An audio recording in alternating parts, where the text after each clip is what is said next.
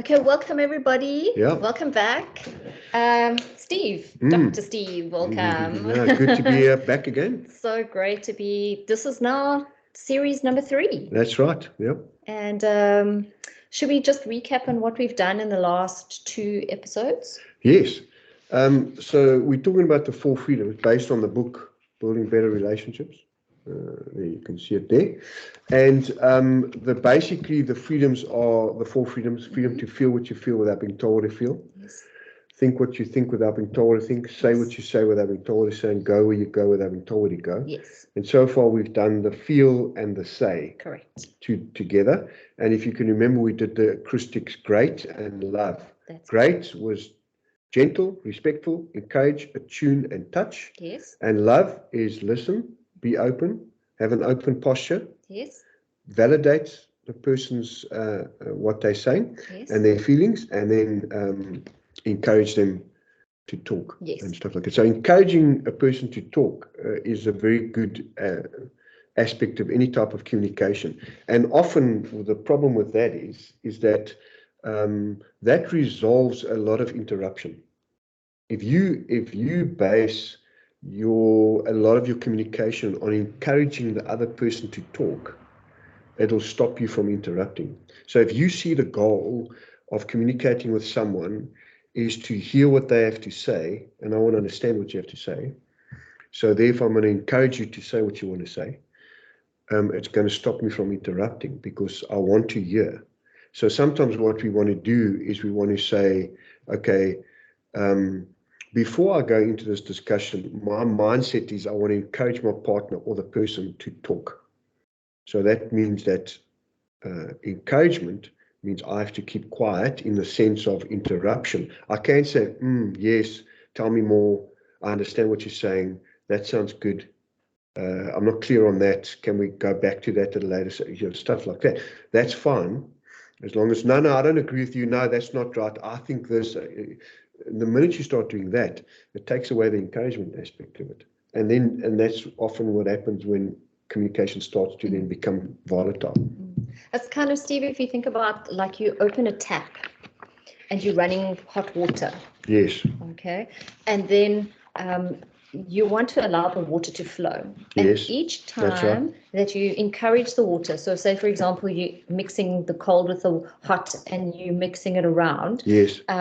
But however, if you interrupt and it's kind of like switching the tap off, and then nothing's flowing through. So it interrupts that individual's flow of talking with you and what they're wanting to say. Exactly that. And then you don't get to carry your metaphor further, is you don't get the what would you say, the state of water that you want, the warmth or whatever, it's either too hot or it's too cold. And that's exactly what happens.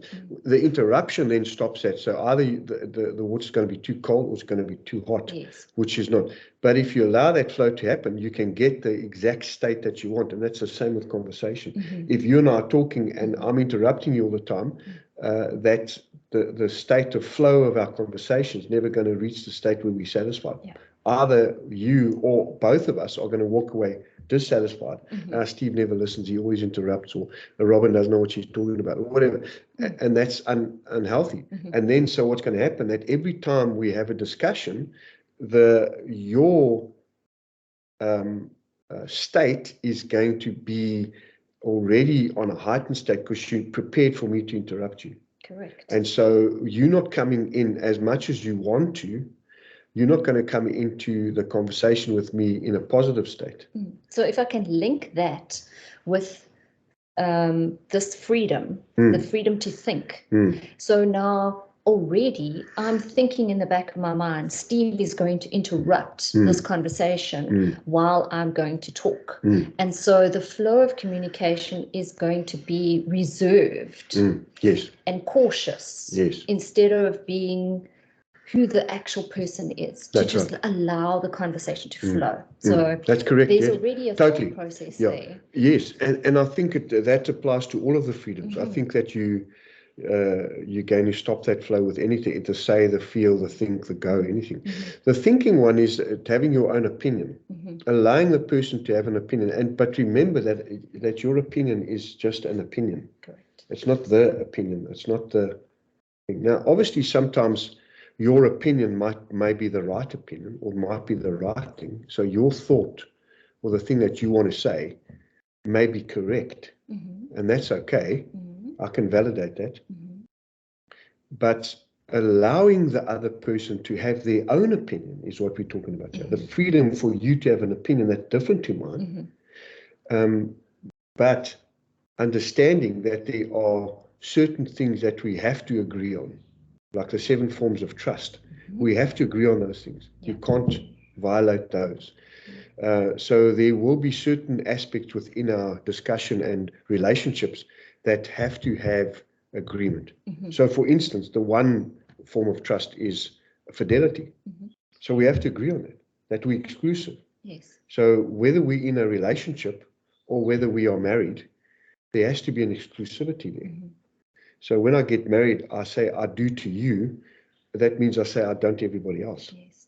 So we have to agree that that's what it is. So we have to agree that there can never be anybody else. If we're going to argue about that level, there's going to be major problems. So it's the foundational values that we're talking about in terms of thinking. But Steve, also in terms of like thinking what you'd want to think without being influenced from somebody else. Yes. So say, for example, I'm having a conversation with you, and perhaps you might not enjoy listening to a certain band, okay? And so then when you bring up that band, I agree that I don't like it, but actually I know that it would hurt your feelings. What would be your response to that when those are kind of disagreements that happen in relationships, where somebody knows the other person doesn't like it, but then agrees with them, even though they like that band? Look, for me, it would depend on the relationship and what kind of relationship it is. But I also think that could be a sign of insecurity and in your own self, to be afraid to have an opinion, have your own opinion, and be able to disagree with someone, even if they're going to be upset with you. Because sometimes you see, I think that Robin, in conversation, in talking, I think what I found is often is that people have the goal of communication is agreement. That's what they believe, the goal of communication is agreement. So we have to agree with each other. And I say, no, you don't have to agree with each other. The goal of communication is agreement. The goal of communication is understanding. So try and understand and allow the other person to have an opinion. If you like a band and I don't like a band, it's okay. Yeah. We can still be friends. Yeah. And we can even still be in a romantic relationship with each other if we don't agree on the band or on things even like that. Even something greater, But in terms of that example, that's where the agreement comes from the other party. Let me agree with this person. Yes. Especially in the early stages of a relationship.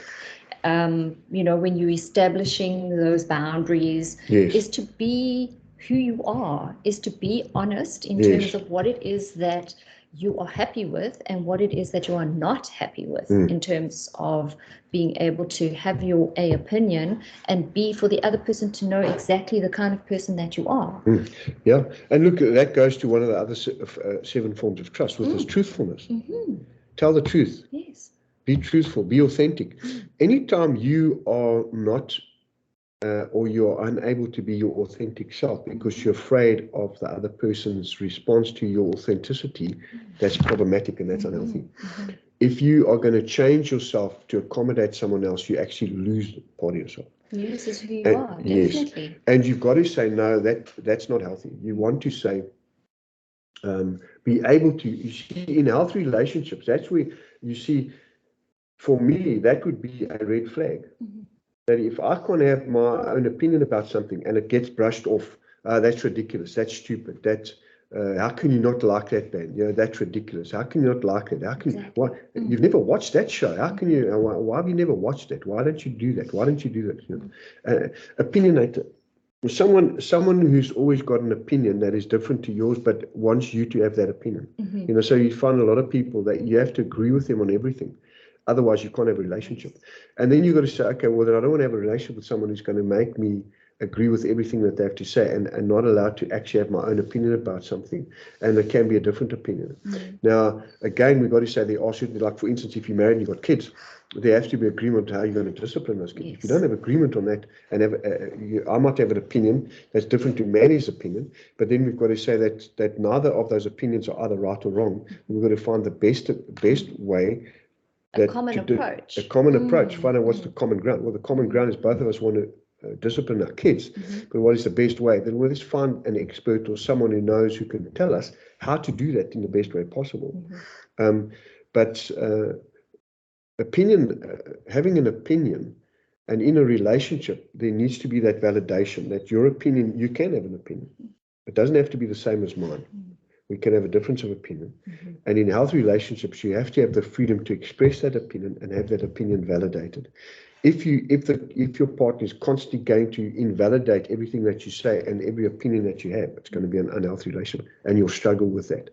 Because if a person cannot allow you to have a difference of opinion, that means that they're insecure too. So they will bully you into believing what they believe. And that's not good. Going back to, when in the first episode we spoke about, Stephen Covey's 7 Habits of Highly Effective People. Yes. And that before you get into a relationship, you are independent. You are you. That's right. And then when you get into a relationship, you become interdependent. Yes. So you have both, each person has their own opinion, and then you find a place where there is commonality. But you must never forget your true self. Your ability to, if you're passionate about something and you enjoy, say, art classes, and you do that on the weekend, and your partner plays rugby or hockey or soccer, and they go and do that on the weekend, that is okay. Yes. That is healthy, because Yes. you are very much engaging your own sense of self and That's reminding you who you are, and they are enjoying what it is that they do. And if there's an opportunity for you if you finish your class to come and support him in his rugby match, that is fine as well. Totally. But it is important to keep that independence. Yes. Amidst the interdependence of a relationship. Absolutely. And then that's an important aspect of filling your own love tank, your emotional tank. And so there needs to be various aspects of how that love tank is filled. So your partner is definitely a part of that, but they cannot be the only thing. Yes. So one of the red flags is if a person wants to be exclusively you can't have friends, you can't go out, you can't see people, you can't do this, you can't. That's so your whole world must revolve around the other person. Very bad, very bad. Yeah. So let's quickly look at some of the things, and I'm just going to refer back to the book here. Okay. So avoid opinionators. So look at these. Here's what you've got to spot, what you can do to spot an opinionator. All roads lead back to themselves. Opinionated people have one view, their own, which would be fine if they kept it to themselves and don't find it necessary to share it with anyone who will listen, and also anyone who doesn't care. Okay. So defensiveness is their middle name. They're happiest when they prove that they are right, and when others shine, they lose interest and show it. So that's not a good thing. And then they love center stage. They feed off claps and trophies and awards, and they have followers, not friends. So that's an important thing, is that the person is going to have people, they want to have people that agree with them, that validate them. Oh yes, no, you're right. Yeah, okay, yeah, awesome, excellent. The crowd pleasers. Yeah, that's it. That's it. And you see, your question, with the person, if you disagree with that person, is that sometimes you've got to say that maybe you're a people pleaser. If you're going to agree with, and you're going to be afraid of saying something to hurt another person's feelings. Now, we're not talking about saying something harsh or rude or unkind. Yes. We're just saying, I'm disagreeing with you. I don't agree. I don't like that band. If I'm too afraid to tell that person that, afraid that I'm going to hurt their feelings, firstly, I think the problem with that is that you're making an assumption. Okay, you assuming that that person is going to get hurt by what you say. Yes. And I think that that's unhealthy for one, Mm-hmm. because you should never make assumptions, Yes. judgments, or statements. Yes. Okay, so the minute you make a judgment about someone or you make a statement, you should do this. That's a statement. Yes. I know what you're thinking. That's a statement and an assumption, Mm. because you can't know what another person's No, thinking. no. You know, I know what you're going to say. No, I don't think that you can say that, because you don't really know what the person's going to say. You may assume that you know. It's kind of like saying, well, come, let's go out for coffee, but I know that you're going to say no because, you know, you want to go out with your friends in an hour. Yeah. So it's making that assumption. Yes. Yes. And I think that that's a double negative, because think about what we said in the early recordings about saying what you think about what you want to say and say that and only that. Correct. So instead of saying what you just said, let's go out for coffee, but I know that you're going to say no because you want to go and play with your friend, go watch rugby with your friends. Rather just say, would you like to go out for coffee? And ask the question. Yes. Would you like to go out for coffee? Yes. Not now. Okay. When would you like to go out for coffee? When would be a good time to go out for coffee? As opposed to always having this negative approach, because what you're doing is you're creating a negative response to those kind of. So your partner's always going to have a negative response because you're coming across negative. But also, it doesn't allow the partner to be part of that conversation. They're cutting them off immediately. That's it, yeah. Without engagement. Yes. And so what could happen then is that there would be an immediate negative reaction, you know. Yeah. And, you know, the whole thinking, you know, in the Bible where it says, think on those things that are kind and that those that are lovely, you know. And even though we know, you know, where it says that there will be trouble in this world, we know that there will be trouble. But however, in the forefront of our mind should be, let's think what is lovely, let's think what is kind. Yes. So if we can think what is kind first and ask the question, yes. you know, would you like to go out for coffee, without the assumption of the reproach, whatever it may be, because then you're already thinking a negative thought. And also on that, what if your partner was thinking the same thing? What if your partner was also thinking about going out to coffee together? But you've not allowed them to voice that because you've already made an assumption that they want to go. And maybe they haven't even thought about going to watch rugby. And they closed the door already. Yeah, and you've already closed the door. And so you create a negative response all the time. And that's unhealthy. Okay, let's maybe finish this one by saying, okay, how do you respond to an opinionator? Yes. Okay. Set boundaries diplomatically. I think boundaries are always important in every relationship. And remember, we're talking about healthy relationships. So healthy relationships have to have boundaries. Yes. And I think we've given quite a few examples of setting boundaries throughout the other 2 seasons. That's right, yeah. When someone insists on leaving her or his opinion onto you, respond assertively and diplomatically with I or with an I and it statements. For example, if a person unreasonably says to you, you need to think about the issue my way, or you're better off doing this as I say, respond with any combination of the following. I prefer to look at the issue this way. I'm happy with how I'm handling the matter. It works for me to use this approach. It is important to me that I take care of this in my own way. And those are good ways to actually. And remember, in one of the broadcasts, we said increase your emotional vocabulary. And that's the way to do it, is that learn better ways of communicating what you want. Okay, well, I think that's it for this one. Yeah. And then our last one is going to be talking about the freedom to move. The freedom to go where you go without being told where to go. So the freedom of movement. And again, remember, we're talking about a healthy relationship. So the freedom to move or to go where you want to go doesn't mean that you can just go anywhere you want to without responsibility of where you're going. Healthy relationships come with responsibility. Absolutely. And so the freedoms come with responsibility. So every freedom that you have has a responsibility that goes with it. So even though I have the freedom to say what I say without being told what to say, I still have to take responsibility for what I say and how I say it. Because it doesn't give me yes, exactly that. It doesn't give me the freedom to say whatever I want to say without a consequence of how that's going to impact other people. So in healthy relationships, I'm aware of what I'm going to say and how that's going to impact you. Absolutely. And I'm fully aware of that, and I take that into consideration and how you're going to feel So I can say I dislike something or I don't want to do that in a way that is healthy and conducive to building relationship and kind, gentle and respectful. Yes. So with this one, I may not have mentioned it, but whenever you're dealing with an opinionator, use the great and the love acoustics. Yes. So go to gentle and respectful and stuff like that, yes. and use the listening and being open and validation, and then responding with those ones that we said at the end, and then we'll see. Yeah.